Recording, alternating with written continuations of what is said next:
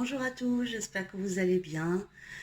Très heureuse de vous retrouver. Donc aujourd'hui, je vais faire avec vous une pizza à ma façon. Donc on y va. Je vais vous montrer donc les ingrédients. C'est très simple. Donc j'ai besoin de une cuillère à soupe que j'ai déjà mis de sucre en poudre.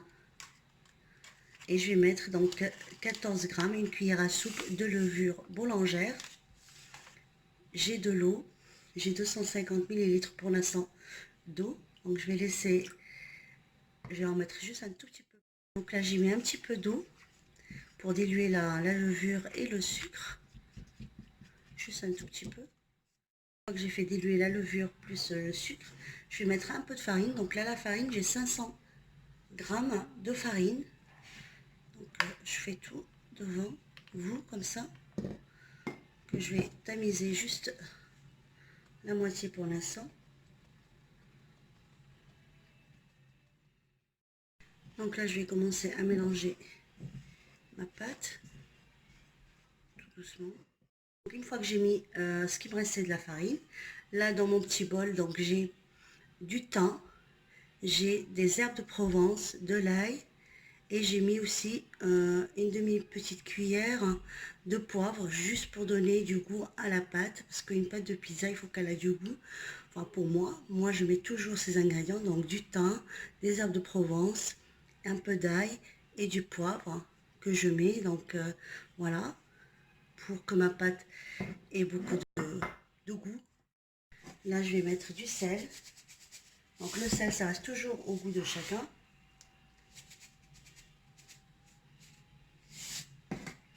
Et là, donc j'ai de l'huile d'olive que je vais rajouter à peu près 3 cuillères à soupe de l'huile d'olive.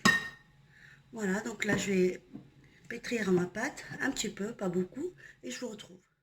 Donc voilà la pâte, une fois que j'ai ramassé. Vous voyez, il y a les herbes.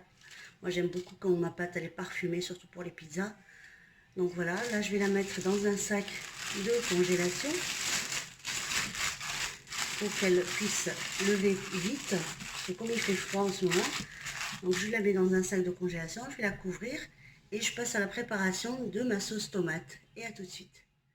Donc là j'ai pris de la sauce tomate basique et j'ai rajouté dedans de basilic et un petit peu de thym uniquement. Et donc après je vais encore rajouter du poivre, un peu de piment d'Espelette ou le piment que vous avez et un peu de sel uniquement et un peu d'huile d'olive.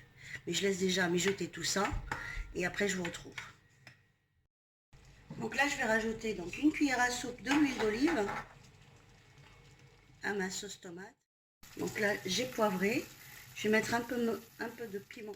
Là j'ai poivré, je vais mettre un peu de piment d'Espelette. Et donc le sel selon les goûts de chacun uniquement. Et je mélange tout ça. Donc là, je baisse un peu. Ça sent très bon. Donc là, j'ai rajouté du thon à ma sauce. Je vais juste mélanger tout doucement pour ne pas écraser le thon. Pour que le thon reste quand même en morceaux. Je vais passer à la pâte pour la préparer avec vous. Pour mettre après par-dessus ma sauce. A tout de suite. Donc là, je vais commencer à aplatir la pâte tout doucement. Une fois que j'ai aplati ma pâte, donc il faut avoir à peu près 2 mm d'épaisseur, pas plus. Donc voilà. Là, je vais prendre un plat qui va aller au four et je vous retrouve. Je vous retrouve après. Donc voilà, la pizza, je l'ai mis dans un plat à pizza. Vous pouvez la mettre dans un plat de votre four.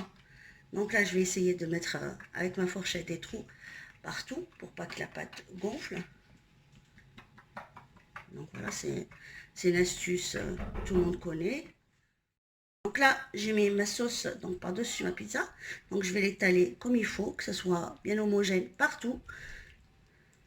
Donc, vous voyez, j'ai pas écrasé le thon, donc je l'ai laissé en morceaux pour qu'on puisse bien le distinguer de la sauce. Une fois que j'ai mis ma sauce sur la pizza, donc là je vais prendre du fromage. Donc là j'ai de la mozzarella et là donc j'ai du parmesan. Donc moi je vais mélanger ces deux fromages.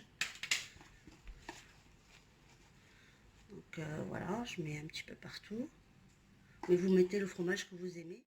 Donc là je mets la mozzarella aussi. Là, j'ai fait rentrer tous les rebords de la pizza à l'intérieur du plat. Là, je vais l'enfourner à 180 degrés, à peu près une trentaine de minutes. Et je vous retrouve après la cuisson. À tout de suite. On retrouve les amis après la cuisson de la pizza. Donc voilà, ça donne ça. Donc vous voyez, elle est très appétissante. Donc j'espère que cette recette vous plaira et que vous allez la réaliser chez vous. Donc je vais couper un bout pour vous montrer comment elle est moelleuse à l'intérieur et croustillante à l'extérieur. À tout de suite. Voilà, ça donne ça. Avec une pâte maison, très aromatisée avec les herbes. Il me reste juste à vous dire bon appétit et à bientôt les amis pour une prochaine recette. Ciao!